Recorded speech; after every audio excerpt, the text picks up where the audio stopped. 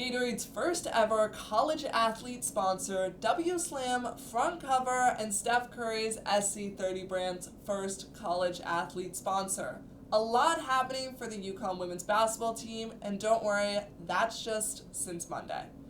Coach Auriemma said today at practice a couple things about Paige and Azzi's NIL deal and what he thinks of the NIL as a whole. Well, first fallacy is that everybody else is making money.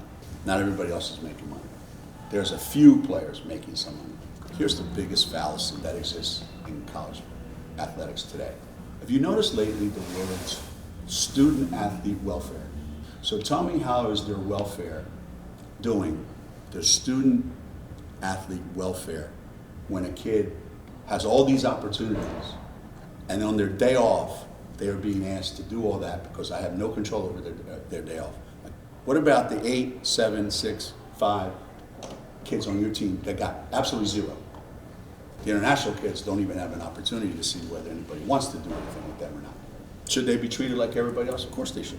So what about those kids that get nothing, that sit in their room going, nobody wants me, I'm worthless? How's that working on their welfare? So I don't think anybody quite understood where all this is going to end up. So all those geniuses out there that were talking about how great this is, yeah, great. Who deals with the fallout of the kids that are suffering?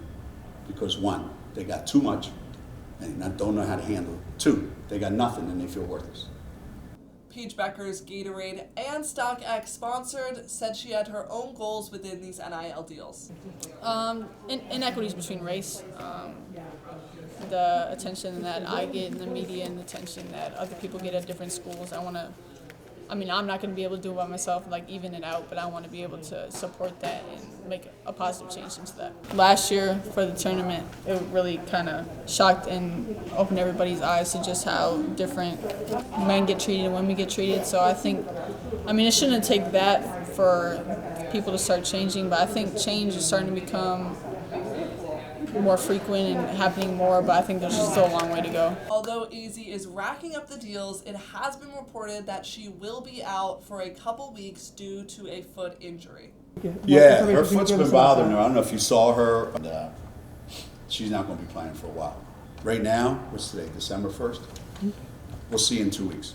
Coach Geno gave Olivia Nelson-Ododa some props for her performance in her South Carolina game. So Liv did in the South Carolina game. She just needs to add some offense to that.